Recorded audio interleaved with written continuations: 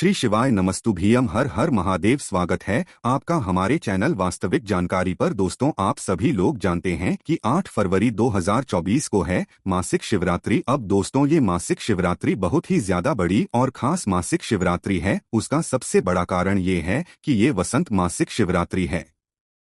आप सभी लोग जानते हैं कि इस बार का जो फरवरी महीना है वो 28 दिनों का नहीं बल्कि 29 दिनों का है, और 29 दिनों के इस फरवरी के महीने में बसंत पंचमी भी पड़ रही है।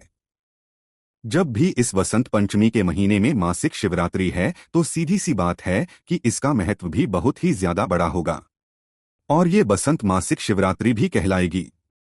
तो दोस्तों, आज इस वीडियो में हम आप लोगों को इस बसंत मासिक शिवरात्रि के दिन किए जाने वाला सबसे बड़ा और विशेष उपाय जो कि पंडित जी ने अपनी कथा में बताया है, इस वाले उपाय को अगर आप लोग कर लेते हैं, जो कि 3 दीपक वाला उपाय है, तो दोस्तों आपको भगवान से अपनी मनोकामना भी बोलने की जरूरत नहीं है।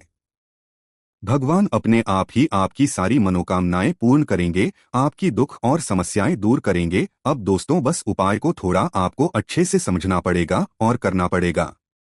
किसको करना है, किस समय करना है, उपाय को कैसे करना है, ये सारी जानकारी आपको इस वीडियो के माध्यम से हम उपाय को में समझा देते हैं। तो दोस्तों, सबसे पहली चीज जो हम आपको 3 दीपक वाला उपाय बताने वाले हैं, ये 3 दीपक वाला उपाय सिर्फ और सिर्फ मासिक शिवरात्रि के दिन ही किया जाता है। आप 5 दीपक वाला उपाय करते हैं, सोमवार के दिन 2 दीपक वाला उपाय करते हैं, प्रदोष व्रत के दिन उसी तरीके से। दोस्तों, 3 दीपक वाले उपाय की महत्वता बहुत ज्यादा होती है। वो उपाय किया जाता है किस दिन? मासिक शिवरात्रि के दिन। खुद पंडित जी ने जो है ये बात या ये उपाय बताया है। तो दोस्तों, उपाय को कैसे करना है आइए समझते हैं। देखिए, 3 दीपक वाला उपाय है तो सीधी सी बात है कि 3 दीपक तो इसमें बनेंगे ही बनेंगे। पर जो 3 दीपक वाला उपाय है, इसमें 3 दीपक किस चीज के बनेंगे और किस समय ये उपाय करना है और किसको करना है, तो देखिए ये बात आप लोग समझ लीजिए कि जो उपाय करेगा वो घर की माताएं बहनें ही होंगे, क्योंकि घर की माताएं बहनें जो होती हैं वो घर की लक्ष्मी होती हैं। जब घर लक्ष्मी कोई उपाय करती है तो निश्चित सी बात है भगवान बहुत जल्दी और बहुत आसानी से प्रसन्न हो जाते हैं। तो आपको करना क्या है? सबसे पहले यूज हम दीपक का समझ लेते हैं कि आपको इसमें दीपक कौन से लेने हैं। तो देखिए, भगवान के जो कार्य होते हैं उसमें वैसे आप 2 तरह के दीपक ले सकते हैं। पहला तो मिट्टी के दीपक, दूसरे आटे के दीपक। देखिए, इस उपाय में भी आप लोग ले तो मिट्टी के भी सकते हैं दीपक, पर यहाँ पर आटे के दीपक लेंगे तो ज्यादा बेहतर होगा, क्योंकि कई सारे लोगों के पास मिट्टी के नए दीपक नहीं होंगे और उपाय में हमें शुद्धता का विशेष रूप से रखना पड़ता है। तो भाई, अगर आपके पास मिट्टी के नए दीपक हैं तो आप 3 उनका प्रयोग कर सकते हैं, 3 मिट्टी के दीपकों का। और अगर नहीं है तो भी आप मुख्य रूप से आटे के दीपक बना लीजिएगा। अब दोस्तों, आटे के जो दीपक आप बनाते हैं उसमें भी एक बहुत बड़ी बात है कि जो आटे के दीपक आप लोग बनाते हो, उस आटे को गूंदते समय, मतलब उस आटे को गूंदते समय आप लोगों को उस आटे के अंदर कोई भी चीज नहीं डालनी चाहिए। अगर आप वो आटा दीपकों के लिए गूंद रहे हो तो उसके अंदर कुछ चीज मत डालना। मात्र आप लोग उस आटे को गूंदकर अपने 3 मीडियम साइज दीपक को तैयार कर लेना है ना? 3 मीडियम साइज के दीपकों को तैयार करने के बाद आपको करना क्या है? अब देखो, यहाँ पर बहुत जरूरी बात आती है कि 3 दीपक तो हमने तैयार कर लिया, अब इनके अंदर बाती कौन सी रखा है? ये तो देखो, हमने आपको पहले ही बताया है कि भगवान शिव जी के कार्यों में हमेशा गोल बाती का ही प्रयोग किया जाता है। तो भाई, गोल बाती का प्रयोग भी किया जाता है, पर इसी के साथ में दोस्तों हम ये बात भी आपको समझा रहे हैं कि गोल बाती जो आप अपने हाथों से बनाओगे ना, उसका फल आपको बहुत बड़ा होकर मिलता है। कई सारे लोग बत्ती भी लाते हैं, कई सारे लोग हाथों से भी बनाते हैं, तो ज्यादा जो बेहतर होता है वो हाथों से बनाई हुई बत्तियों का होता है, क्योंकि रुई आपके घर में होती है या नहीं भी होती है तो भाई आप ला सकते हैं। फिर उस रुई से आप अपने हिसाब से, अपनी मेहनत से, अपने हाथों से उस रुई को बनाते हैं, तो भाई भगवान निश्चित सी बात है कि आपसे प्रसन्न बहुत जल्दी होते हैं। तो आपके पास अगर रुई रखी हुई है तो भी अपने हाथों से 3 गोल बत्ती बना लें, और अगर नहीं है भाई, पहले से बनी बनाई रखी हुई है, तो भाई आप वो ले लें। आप बाजार की लाए हैं तो भाई वो भी ले सकते हैं, पर मुख्य रूप से आपको अपनी बत्ती, घर की बत्ती करनी चाहिए। तो कितनी बत्ती बनानी है? 3 गोल बत्ती बनानी है तो 3 गोल बत्ती जैसी आप लोगों की बन जाए। जैसे आपसे बनती है वैसे बना सकते हो, कोई ऐसे जमाने की यहाँ पर जरूरत नहीं है। तो 3 बत्ती आपकी यहाँ पर बन गई। 3 दीपक हैं हमारे पास, 3 बत्तियां भी हैं गोल बत्ती। अब तो दोस्तों एक एक दीपक के अंदर एक एक गोल बत्ती आप लोग रख दो। तीनों दीपकों के अंदर एक एक गोल बत्ती रखा जाएगी। अब जैसे ही आप लोग ये गोल बत्ती रख देते हो तो दोस्तों इसके बाद में इन तीनों दीपकों को आपको किसी भी एक प्लेट में या पूजन वाली थाली में रख लेना है। क्योंकि दीपकों को आप एक साथ तो हाथों में पकड़ नहीं सकते हो, तो इसीलिए पहले ही आप लोग क्या कर लो कि 3 जो दीपक हैं इन तीनों दीपकों को एक प्लेट या थाली में रख लो। रखने के बाद दोस्तों अभी क्या करना है तो देखो, बहुत जरूरी चीज है कि इन दीपकों के अंदर हमने गोलबत्ती रखी है, पर इसके अंदर हम डालेंगे क्या, किस चीज से ये दीपक जलेंगे, तो यहाँ पर हम आपको बता दें इस उपाय में विशेष रूप से आपको शुद्ध देसी गाय का घी प्रयोग करना है। अब शुद्ध देसी गाय का घी हमने क्यों बोला, कई सारे लोग घी को समझकर वो बाजार वाला घी भी उपयोग कर लेंगे। तो दोस्तों हम बता दें, बाजार वाले घी में बहुत मिलावट होती है और भगवान शिवजी के उपायों में या कार्यों में अगर आप मिलावटी चीजों का प्रयोग करते हो तो भाई उस चीज का, उस पूजा का या उस उपाय का फल आपको नहीं मिल पाता है, पूर्ण रूप से नहीं मिल पाता है। क्योंकि भगवान शिवजी के कार्यों में शुद्धता का विशेष रूप से ध्यान रखना चाहिए। तो इसीलिए दोस्तों अपने पूजन कार्यों के लिए, भगवान शिवजी के उपायों को करने के लिए हमेशा थोड़ा सा शुद्ध देसी गाय का घी अपने घर में जरूर रखा करो। इससे होता क्या है कि भाई जब भी हमें उपाय करना होता है तो हम उसमें से ले लेते हैं, पर अगर आप इसी जगह पर बाजार के घी का प्रयोग करते हैं तो वे उपाय उतने अच्छे तरीके से काम नहीं करता है। तो इसीलिए थोड़ा सा ढूंढकर थोड़ा सा जो है शुद्ध देसी गाय का घी अपने पास रखा करो हमेशा, है ना, ताकि काम आ सके वो। तो भाई आप लोगों को शुद्ध देसी गाय का घी इन तीनों दीपकों के अंदर डाल लेना है। क्या इसके अलावा और कुछ नहीं डाल सकते? तो देखिए, कोशिश आपको यही करना है कि आप शुद्ध देसी गाय का घी डाले। उपाय आपको पूर्ण रूप से फल चाहिए। तो आप लोगों ने तीनों दीपकों के अंदर शुद्ध देसी गाय का घी डाल लिया। अब घी डालने के बाद दोस्तों ये 3 दीपक हमारे तैयार हो जाते हैं। अब तैयार हो जाने के बाद दोस्तों देखो, पहली कोशिश तो आपकी यही होनी चाहिए कि बहनें ये वाला उपाय करें। पर किसी कारणवश अगर माताएं बहनें ये वाला उपाय ना कर पा रही हों तो घर पे ही घर का जो बड़ा व्यक्ति है वह भी इस उपाय को कर सकता है। तो इस बात का भी आप लोगों को ध्यान रखना है। अब किस समय करना है तो देखिए, ये बात आप सभी लोग जानते होंगे कि जो दीपक होते हैं वो ज्यादातर रात्रि में प्रदोषकाल में ही जलाए जाते हैं, या तो प्रदोषकाल में जलाए जाते हैं या रात्रि के समय जलाए जाते हैं। तो आपको इस उपाय को बात है कि प्रदोषकाल में करना है या रात्रि के समय करना है, किस समय से किस समय के बीच में करना है वो भी हम आपको बताते हैं। देखिए, का एक समय होता है लगभग शाम के 6 बजे से लेकर 7 बजे के बीच का। तो शाम के 6 बजे से लेकर 7 बजे के बीच में आप इस उपाय को कभी भी कर सकते हो। पर कई सारे लोग नौकरी के लिए जाते हैं, ड्यूटी पर जाते हैं, तो भाई वो आने में लेट हो जाते हैं। तो उनके लिए भी दोस्तों अगर आप 6 बजे से लेकर 7 बजे के बीच में उपाय ना भी कर पाओ तो भाई 7:30 तक भी आप इस उपाय कर सकते हो, और लास्ट 8 बजे तक भी आप लोग ये उपाय कर सकते हो। पर 8 बजे से पहले याद से कर लेना, ठीक है? इससे ज्यादा लेट नहीं होना चाहिए। तो भाई आप लोगों की कोशिश 6 से 7 के बीच में ही होनी चाहिए, हो जाए तो 7:30-8 बजे तक भी आप ये 3 दीपक वाला उपाय इस मासिक शिवरात्रि को जरूर कर सकते हो। वसंत मासिक शिवरात्रि को तो आपके यह उपाय तैयार हो चुके हैं, ये तीनों दीपक तैयार हो चुके हैं। आपको अपने घर से इन तीनों दीपकों को लेकर निकलना है। अब देखिए, बात है कि हमने 3 दीपक यहाँ पर तैयार किए हैं, तो 3 जगह ऐसी होंगी जहाँ पर हम ये दीपकों को रखेंगे।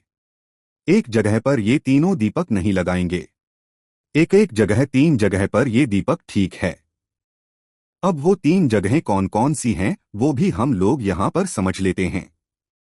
देखिए, आप अपने घर से दीपकों को, तीनों दीपकों को साथ में लेकर तो निकलेंगे, पर इस बात को भी ध्यान रखना कि जब भी हम कोई दीपक कहीं पर भी रखते हैं तो उस दीपक के नीचे या तो हम कुछ चावल के दाने रखें या कुछ फूल की पंखुड़ियां रखें। क्योंकि अगर हम सीधा सीधा दीपक नीचे रख देंगे तो उस मतलब दीपक का फल हमें मिलेगा नहीं पूर्ण रूप से। तो इसलिए हमेशा कोशिश किया करो कि जब भी दीपक लगाने जाओ या 3 दीपक वाला उपाय करो तो भाई अपने सामने कुछ चावल के दाने रख लो या तो कुछ फूल की पंखुड़ियां रख लो। जहां जहां भी ये दीपक रखो पहले वहां पर कुछ चावल के दाने रखो, या ना भी हो तो भाई फूल की पंखुड़ियां रखो। फिर उन फूलों की पंखुड़ियां उन चावल के दानों के ऊपर अपना ये दीपक रखो। ये बात आप लोग ध्यान रखना। इसी के साथ में दोस्तों एक बात का और विशेष रूप से आपको ध्यान रखना है कि अपने घर से अपनी माचिस लेकर जाना, क्योंकि कई सारे लोग क्या करते हैं कि भाई 3 दीपक वाला उपाय तो करते हैं और अपने घर से तैयार करके भी लेकर जाते हैं, पर माचिस तो लेकर ही नहीं जाते हैं। वो क्या करते हैं भाई, मंदिर पहुंचते हैं या किसी भी जगह पहुंचते हैं और वहां पर किसी और से माचिस लेकर अपने दिए को जला लेते हैं और अपने उपाय को पूरा करते हैं। तो यहाँ पर उन लोगों के लिए हम बता दें कि भाई जो व्यक्ति ऐसा करते हैं ना, उनको उनके उपाय का जो रहता है उसका कुछ भाग उस व्यक्ति को चला जाता है जिस व्यक्ति से आपने किसी भी प्रकार के अपने उपाय को करने में मदद ली हो। जैसे आपने किसी से माचिस लेनी है तो भाई उस माचिस वाले व्यक्ति को भी आपके उपाय को करने का फल मिल जाएगा। इसीलिए अगर आप लोग चाहते हैं कि भाई आपके उपाय का पूर्ण फल आपको ही मिले, तो इसके लिए आपको मात्र ये करना होगा कि अपने घर से ही अपने उपाय को करने की पूरी सामग्री आप लोगों को लेकर जाना है। जो माचिस है वो आपको अपने घर से ही लेकर जाना है, इस बात का ध्यान रखना। तो यहाँ पर आपके तीनों दीपक तैयार, आपने सारी तैयारियां कर ली है। अब इन दीपकों को लेकर सबसे पहला जो स्थान है वो पर है। कहाँ पर आप लोगों को लेकर जाना है, जैसे जैसे हम बता रहे हैं वैसे वैसे लाइन से कि आप लोगों को 3 दीपकों को एक के बाद एक करके रखना है। तो सबसे पहला जो स्थान है पहले दीपक को रखने का वो है दोस्तों बेलपत्री का पेड़। अब बेलपत्री का पेड़ भगवान शिव जी का प्रतीक होता है,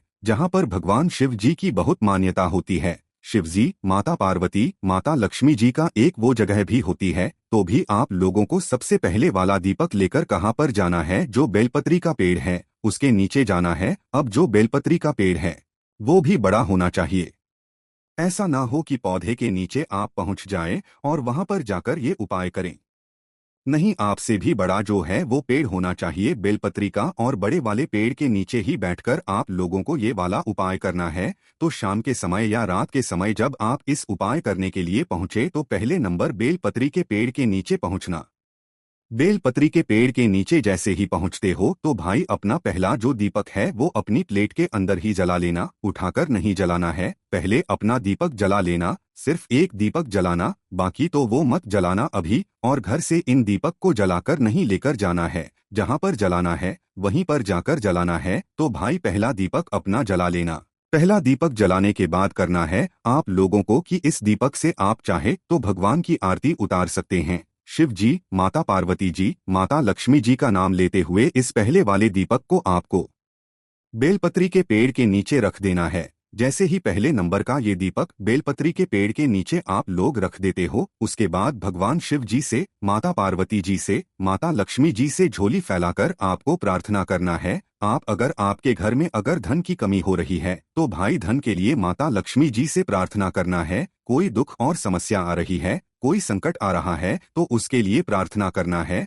और अगर कुछ ना भी बोलना चाहो ना तो भी आपकी जो सबसे बड़ी होगी वो दूर हो जाएगी इस उपाय को करने से। अगर आप मनोकामना नहीं भी बोलते तो भाई पहले वाले दीपक को बेलपत्र के पेड़ के नीचे लगाने के बाद अपनी मनोकामना जो भी हो, जो भी दुख में समस्या हो, संकट हो, धन से जुड़ी हुई समस्या हो, वो बोल देना। कोई एक मनोकामना बोलना, बस इस बात का ध्यान रखना। तो मनोकामना बोलकर झोली फैलाकर भगवान से प्रार्थना कर कर वहां से उठ जाना। तो पहला दीपक हमने बेलपत्र के पेड़ के नीचे लगा दिया है। अब बात करते हैं दूसरे नंबर के दीपक की।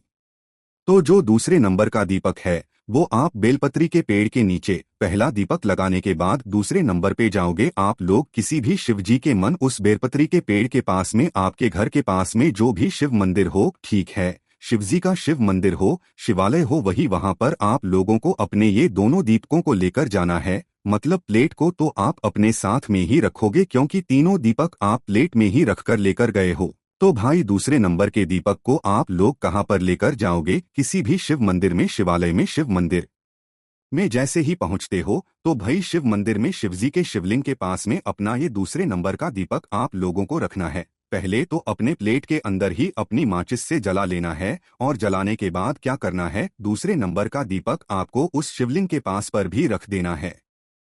शिवलिंग के इतना पास मत रखना कि भगवान शिवजी को उस दीपक की आंच लगे। थोड़ा सा दूरी बनाकर उस दीपक को शिवलिंग के पास में रख देना, और शिवलिंग के पास में भी इस दीपक को रख सकते हो। चाहो तो इस दूसरे नंबर के दीपक को शिवजी की चौखट पर भी रख सकते हो, कोई दिक्कत नहीं है। और यहाँ पर दीपक रखने के बाद भी झोली फैलाकर भगवान से प्रार्थना करके भगवान शिवजी माता लक्ष्मी के नाम लेकर उनसे प्रार्थना करके धो देकर अपने घर पर मतलब बाहर निकल जाना वहां से। अब आपके 2 दीपक लग चुके हैं, अब आपका बचा हुआ तीसरा और आखिरी दीपक। अब इस तीसरे और आखिरी दीपक का आपको करना है। तो जो तीसरे नंबर का दीपक है, ये आप लोग कहाँ पर लेकर जाओगे? ये लेकर जाओगे आप लोग आंवले के पेड़ के नीचे, उस शिव मंदिर के पास में, शिवालय के पास में जो भी आंवले का पेड़ हो, या आपके घर के पास में जो भी आंवले का पेड़ हो, वहां पर आप लोगों को लेकर जाना है। और ये आंवले का पेड़ भी बड़ा होना चाहिए, छोटा नहीं होना चाहिए। तो भाई आंवले के पेड़ के नीचे पहुंचना, वहां पर पहुंचकर बैठ जाना, और बैठने के बाद अपने तीसरे नंबर का दीपक जलाना है अपनी माचिस से। और दीपक जलाने के बाद उस आंवले के पेड़ के नीचे भी इस दीपक को रख देना। भगवान शिव जी, माता पार्वती जी, माता लक्ष्मी जी से प्रार्थना करते हुए आशीर्वाद हुए झोली फैलाकर उनसे प्रार्थना कर लेना और उनको धोते लेना। और आपकी जो भी मनोकामना हो, जिस मनोकामना के लिए आप ये वाला उपाय कर रहे हो, अपनी वह मनोकामना बोल देना। और अगर नहीं बोल रहे हो तो मात्र झोली फैलाकर प्रार्थना कर लेना। अपनी एक ही मनोकामना मतलब के लिए आप लोग ये उपाय करना। जो मनोकामना अपने बेलपत्री के पेड़ के नीचे बैठकर बोलिए, वही मनोकामना आप शिव मंदिर में भी बोलना, वही मनोकामना आंवले के पेड़ के नीचे भी बोलना। अलग अलग मनोकामना मत भूलना, वरना फिर उपाय कैसे काम करेगा। इसीलिए इस बात का ध्यान रखना। तो अपनी मनोकामना बोल देना और भगवान से झोली फैलाकर प्रार्थना कर लेना। आपकी जो भी मनोकामना होगी दोस्तों, 3 महीने के अंदर इस उपाय को करने के बाद पूर्ण हो जाएगी। और 3 महीने भी बहुत ज्यादा हो जाते हैं, कुछ ही समय के अंदर आपकी मनोकामना पूर्ण हो जाएगी। तो दोस्तों, आप लोगों के पास एक बहुत अच्छा मौका है।